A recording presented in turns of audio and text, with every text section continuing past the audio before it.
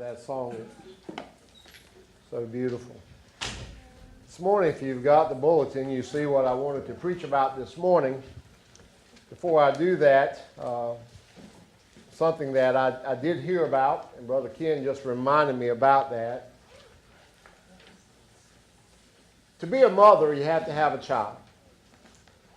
There's so many people that could be a mothers that, for whatever reason, they thought it was a good thing to abort a child. We've had from 1973 to now over 50 million babies that have been aborted. But thanks be to the Lord, things seem to be changing now. And now they're classifying that if you can hear a heartbeat, that you cannot have an abortion. Georgia is one of the last states that just passed this law. And we just need to pray about it as a church because we believe all life is special. But to show you what Georgia is facing, and I want you to pray about, Hollywood has said because of the stance that Georgia has taken, that we will no longer come to Georgia and make any movies. In other words, Georgia's off our list.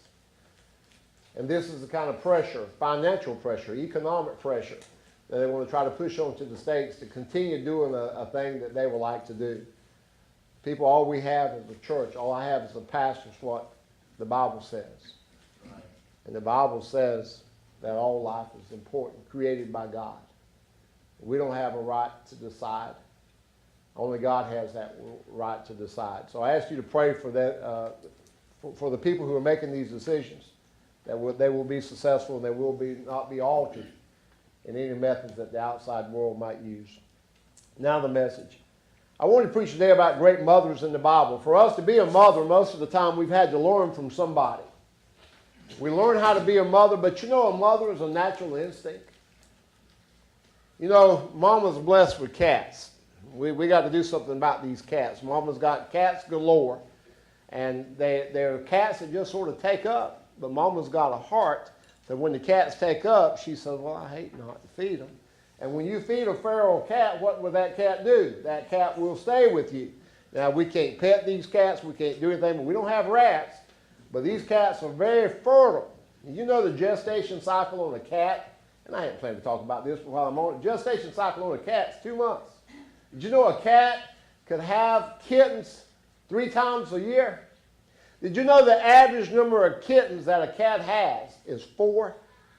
Did you know that if you have one cat and that cat continue to have kittens, and then let's assume half of those kittens that she has is females and they have kittens, and we went on with that cycle in 7 years, did you know if all of them lived and none of them died, that in 7 years we would have 420,000 cats?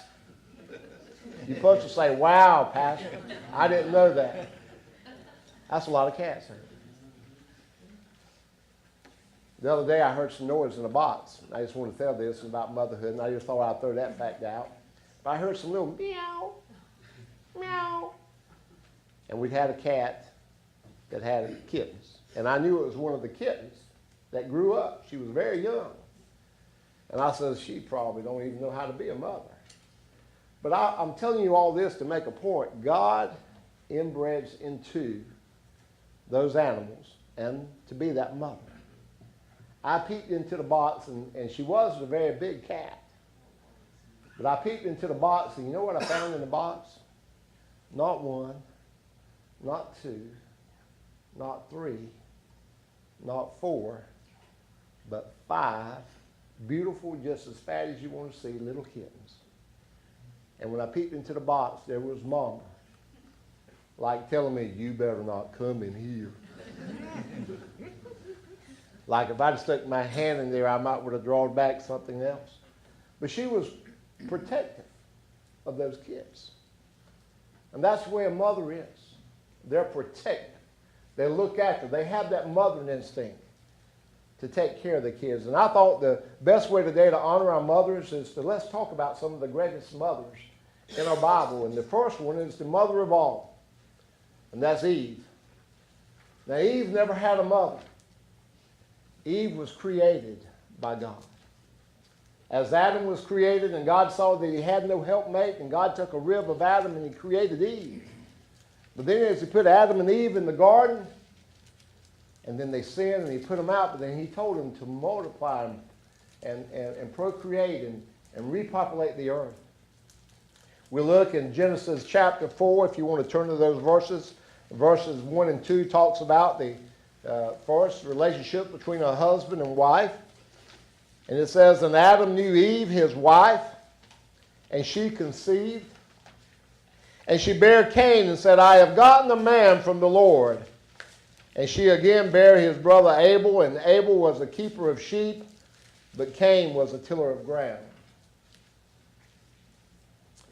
We see also that Eve, as a mother, being the first mother of boys, we see also she had to bear the first grief of a mother. As a parent, I never expect to have to bury my children. I expect my children to have to bury me. But we know all too well that it doesn't work that way in America and in the world. Miss Jean's not here. Miss Jean lost a son. Dale lost a brother. It was at a period of time when he was in high school, and I remember that accident so well. Had a car accident, and he lost his life. Well, Eve knew what it was like, but the bad thing about Eve, one of her own children, Cain, killed her own son, Abel, and hid it from God. So Eve knew what heartbreak is. And mothers, I want you to know that we know from what the Bible says about it that sometimes you go through heartbreak. But sometimes it's almost more than you can bear. So men, I want to make a challenge to you today. At one time, my daddy, he didn't do a whole lot around the house. He worked on the farm, and my mother was a housewife, and he probably thought he wasn't supposed to. So I learned my manly duties from my dad, and I thought that was the way things should be. And so for years, I sat around and I did nothing at the house. But my wife worked just like I did. Yet I'd come in and I expect her to bathe the kids, get them clothes ironed, cook the food, clean the house, do all of that. And my wife never complained a whole lot. Until one day it hit me that maybe I should help out a little bit. So nowadays, it don't bother me, men, to take the vacuum, clean and vacuum the floors to help my wife out. It don't bother me to wash the dishes, and we finally got a dishwasher. We were old time for a long time. We used to wash them by hand, but it don't bother me to do that. It doesn't bother me for my wife to say, put those clothes in the washing machine and wash those clothes. And when they get done, it doesn't bother me for her to say, honey, will you go get those clothes out, or put them in the dryer, and would you fold them and put them up? It doesn't bother me. Because we both live in that house. It's our home. It's not just her home, it's our home. So men, I challenge you to help your wives. Not just today because it's Mother's Day, right, but help them going forward. Now we look back at Eve, and we don't know how many kids she does have, but if we read in the Bible, she had another child, and his name was Seth, and she said God has replaced a child for Abel. And then the only thing else we know is that she had sons, so we know she at least had 2 more sons. And she had daughters, and that's plural, so we know she had at least 2 more daughters. So that gives Eve 7. But I just want to throw out something I can't back up in the Bible, but just think about it. Adam lived a long time, close to 900 years, and Eve did too, 700 some years. And God put them the very first here on earth to procreate and have. There are books that say there's a very good possibility. And if you think you've had a lot of kids, if you've had 4 or 5, that one says that there is believed that she possibly had 33 sons and 23 daughters. Now, I can't back that up in the Bible, but I said it's very possible because they had to create, and naturally when you see they took a wife, they had to take a wife of the brothers and sisters. But Eve was a great example of a mother. And then we come on to Sarah. Now, Sarah is the wife of who? I'm going to test your knowledge. Abraham.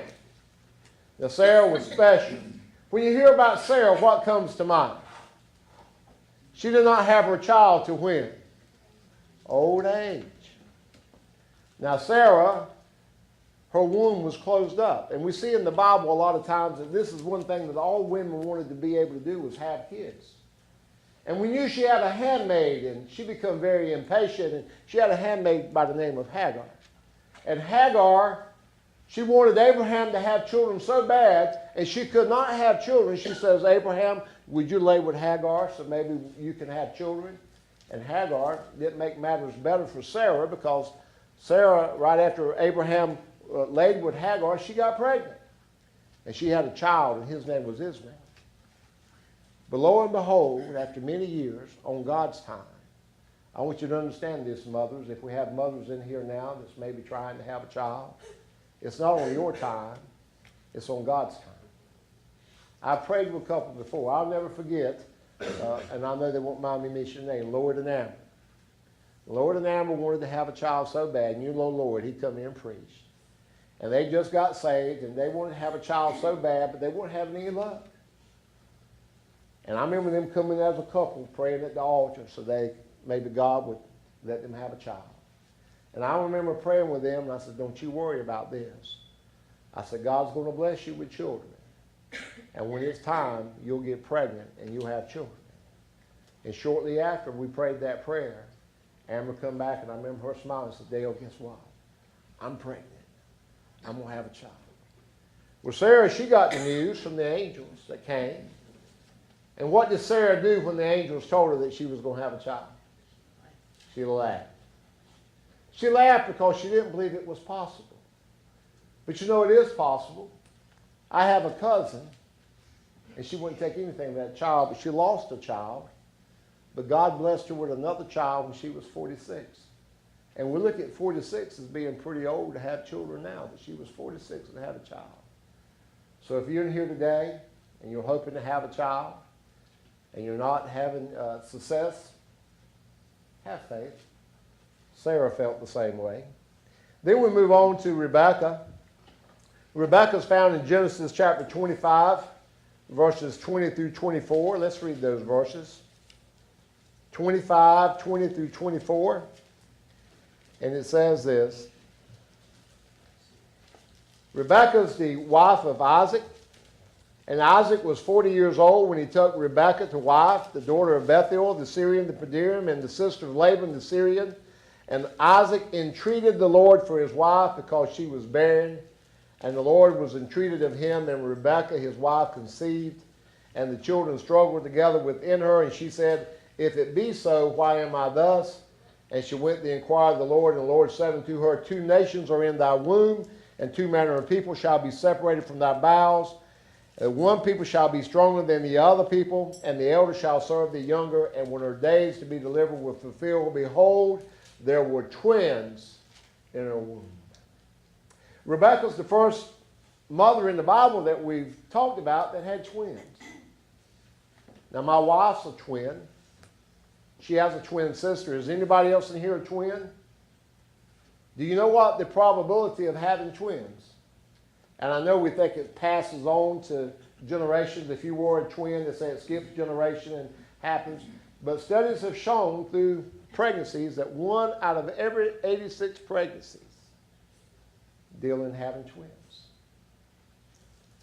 But we see that when she had these 2 children, that there was a battle in the womb, them fighting against each other. And as they were born, Isaac, he favored Esau, but Jacob was Mama's little boy. Now, I want to take a moment for this. I didn't have to worry about that because I was the only child. But I've talked to many kids before, and there's a battle in the home because I'm just not my mom and daddy's favorite. They like so-and-so better than me, and it causes all kind of problems within the house. And I can't understand why, but I think a mother loves all of her children, but yes, I do think a mother sometimes might favor one a little more. I can't relate to that being the only child because I got all of my mama's love and all of my daddy's love, and they didn't have anybody else to share it with. But I think about my daddy that came from a family of 12. Now, Mama had to really share that love around with 12 head. And it was hard when you have that many. Rebekah had to endure helping her son Jacob take the blessing of Esau that Isaac was going to give. But she wanted Jacob to have the very best. She saw something in him that she thought it was deserving. And so she helped him get the blessing. But after he got the blessings, what did Jacob have to do? He had to leave.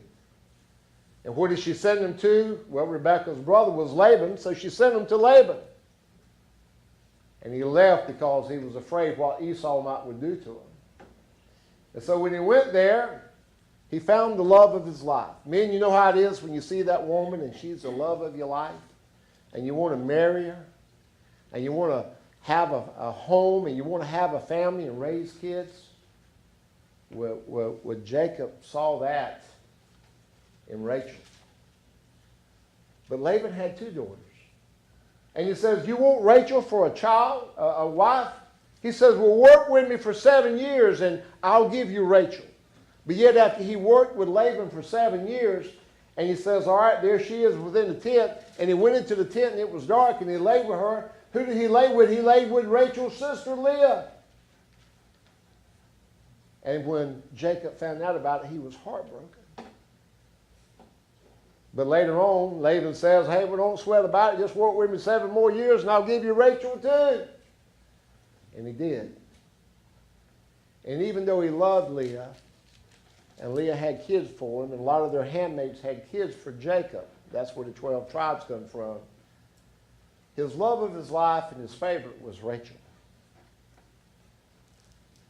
And Rachel had 2 kids that Jacob was most fond of, and that was Joseph and Benjamin. But now Rachel, I want to speak to you, is the first mother in the Bible that it speaks of dying at childbirth.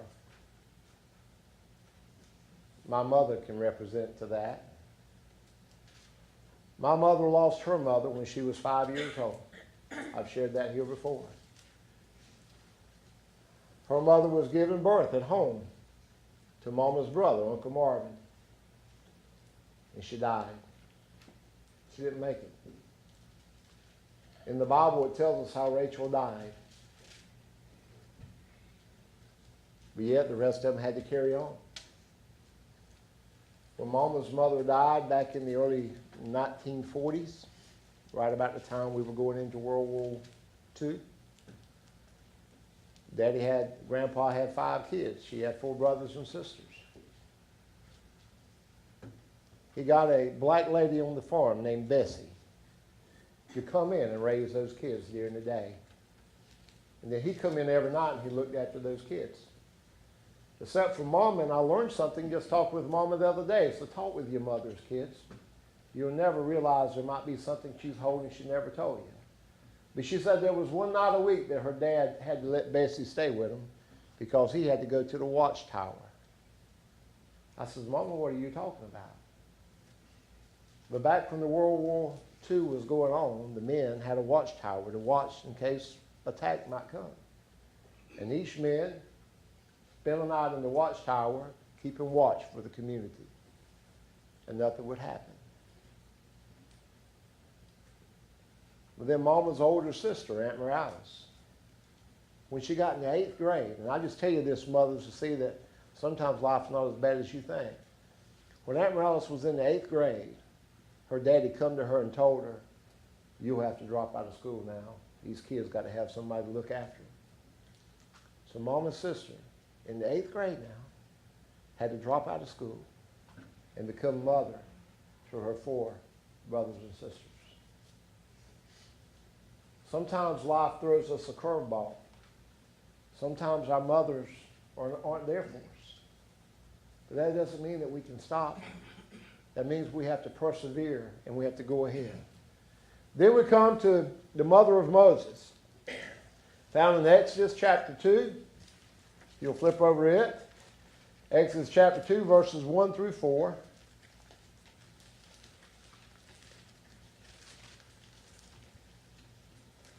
I'll get there eventually. Exodus chapter 2, verses 1 through 4. And there went a man of the house of Levi and took a wife of the daughter of Levi, And the woman conceived and bare a son when she saw him that was a goodly child, and she hid him for 3 months. And when she could not longer hide him, she took him for an ark of the mulberries, and daubed it with slime with pitch, and put the child therein, and she laid it in the flags by the river's brink, and her sister stood afar off to wit what would be done to him. Because of Joseph had went to Egypt, all the Israelite children were in Egypt, and they began to become very numerous in population. So the king was fearful that they would become too populous and they would overthrow them. So the king ordered that all the baby boys would be killed at birth. But if it was a girl, it would live. So many mothers had their babies taken, had their babies killed.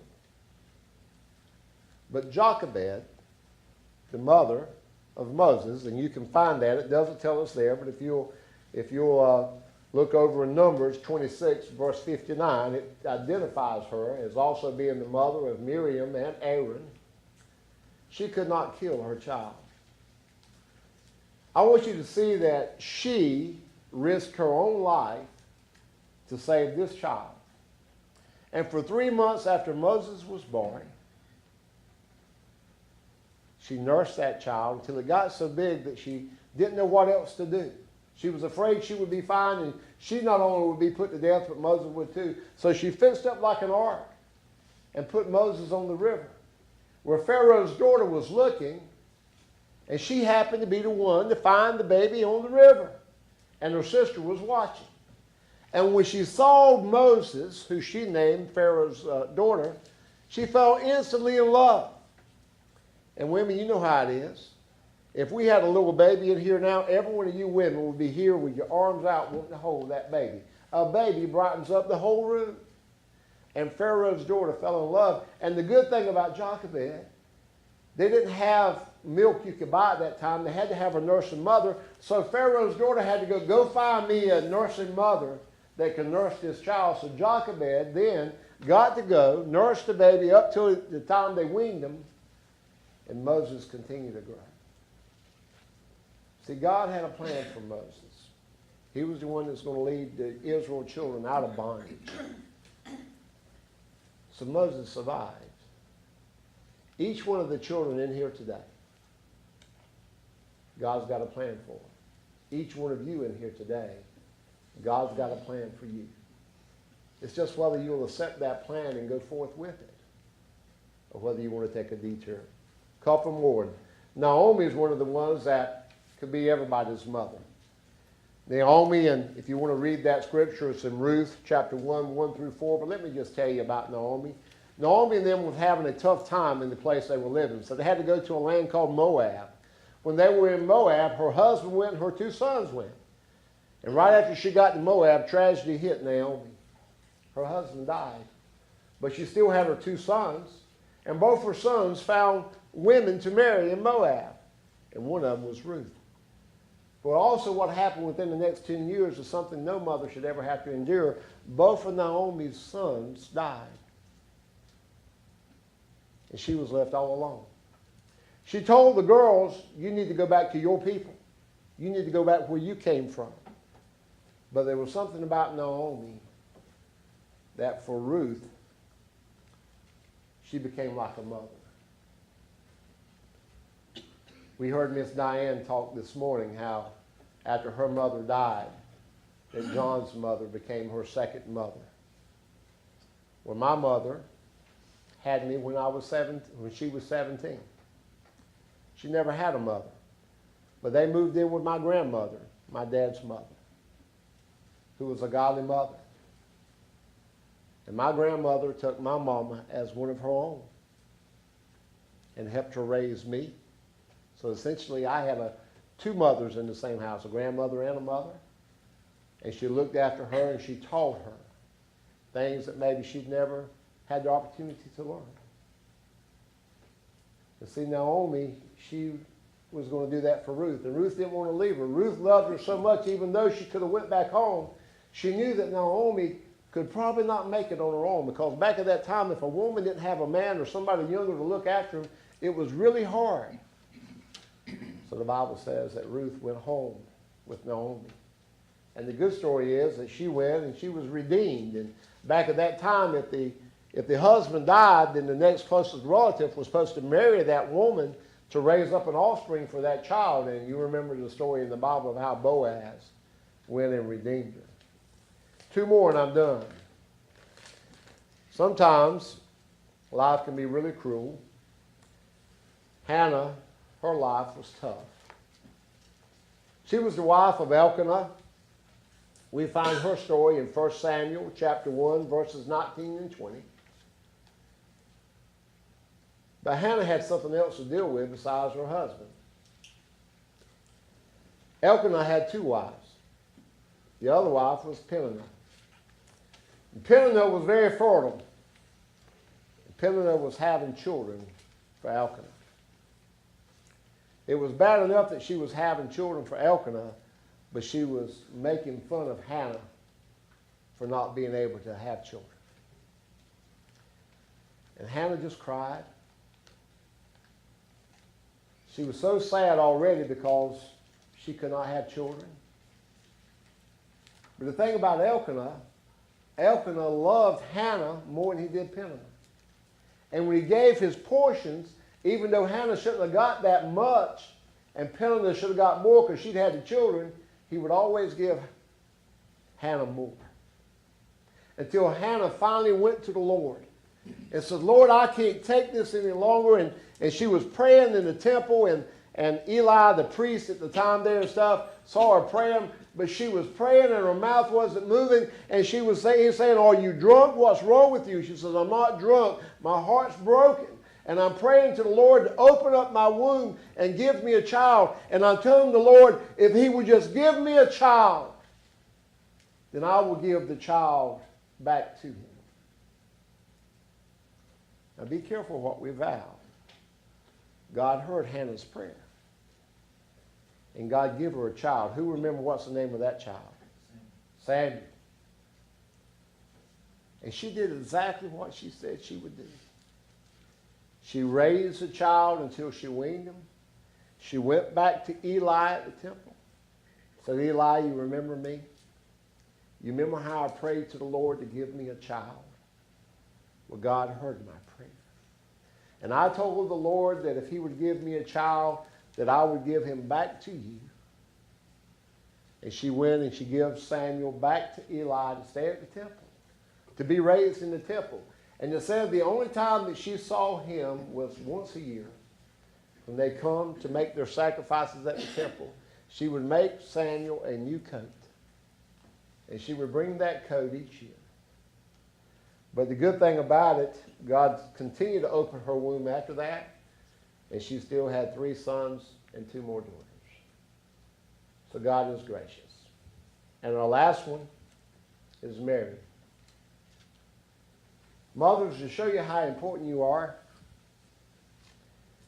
when God created Adam, he just put him here. He didn't create a mother to have Adam. He was the very first. When he decided to send Jesus down to earth to take the form of man, he could have done the same thing. Our God is very capable and able. But God saw how important a mother was, that he wanted his son, Jesus Christ, to have a mother here on earth like everybody else. So he chose somebody special. Now, I truly feel like all mothers should have these traits. But here's the traits that I wrote down that I think all great mothers should have. And if you're a mother here today, I want you to think about them and see how many of these traits you have. I think a mother has to be patient. You can't be sharp when a child's trying to learn to tie his shoes, when he's trying to learn to take his first steps, when you just got that child all cleaned up, ready to go to church, and all of a sudden you see he got into something and you've got to go change him again. You've got to be patient. You've got to be strong. Power to perform demanding tasks. Like the video says, a mother has to be able to do many things at one time. You have to be able to cook supper, wash clothes, and take care of everything else in the house all at one time. Most of all, you have to be humble. You have to be willing when your sons or your daughters in the limelight that you never try to take that shine away from them. That you always stand in the background, just gleaming with excitement for what that child had done, but never standing up and saying, that's my child, even though you might be saying it in your heart. You have to be emphatic when they're having that tough time. Like when I was in 7th grade and I wanted to make the basketball team so bad. And I was so disheartened when I come home and I didn't make the basketball team that year. And Mom would come home and says, don't worry about it. You'll get better. And next year, you'll make it. You have to be respectful. Sometimes it's like to say, well, what you would do, is it time to yank them up by the seat of their pants and give them that spanking? There's a time just let them go whine and kick for a little while and then go talk with them. One thing I found as a parent, we can't demand respect. It'll never work. But you can earn respect. They can watch by your actions and they'll respect you for who you are. Authoritative. So many times parents don't back up what they say. I found from teaching school and being a parent, if you tell somebody you're going to do something, you do it. My grandkids might get by with a lot when they go somewhere else, but they know when they come to my house, I have rules in my house. I'm authoritative. I'm not mean. I love them, but they know that if you take out toys in my house, don't you leave them toys for Grandpa to put back up. You put your own toys up.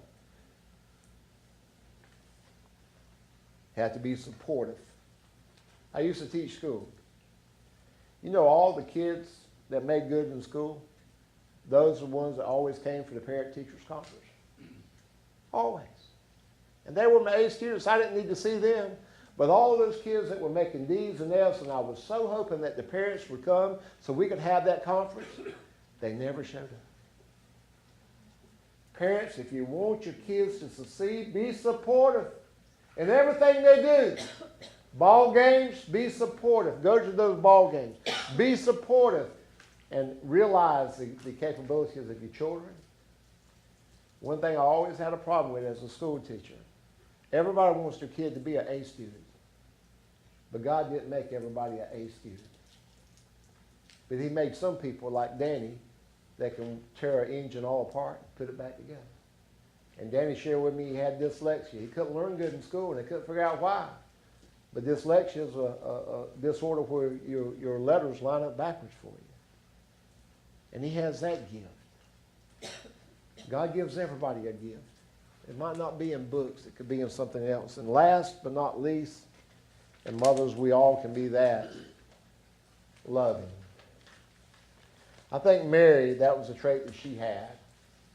You know, when Mary followed Jesus around, I think probably the toughest day for Mary ever was the day that Jesus was crucified. And that day she had to go there and stand, and there wasn't a thing that a mother could do. You know, today there's many mothers that's got children in jail. And that's hurtful on Mother's Day to know your child's in jail. But you know one thing that child can hold on to if they don't hold on to anything else? Mother still loves them. No matter what they've done, no matter how horrible a thing they've done, Mother always loves them. But Jesus loved his mother. I want you to see this. Before he died on the cross, he wanted to make sure his mother was okay. So right before he died, he looked at the beloved disciple John and said, John, he said, behold your mother. And what he was trying to say to him, John, I want you to take my mother, and I want you to make sure you look after her and you take care of her. These are just a few. We could go on. If you got time, we could sit here at 6 o'clock and I could tell you about other mothers in the Bible. There's many more. These are just a few of the great mothers. Women, if you need examples, look in the Bible. But you don't have to look much farther than that. You can come right here to Iron Hill. All churches have them, but I think Iron Hill has some of the greatest mothers God ever made right here. Mothers, I love you. I hope the day is special. I hope every day going forward is special. So we're going to do something a little different in our invitation today. We're going to sing a song, but I'm going to ask if your mother's here. I'm going to ask you to go over and do something maybe you don't do very often. I'm gonna ask you to hug her neck. I'm gonna ask you to say 3 words to her that we don't say near enough. I want you to say, Mother, I love you. Thank you for being my mother. As we stand.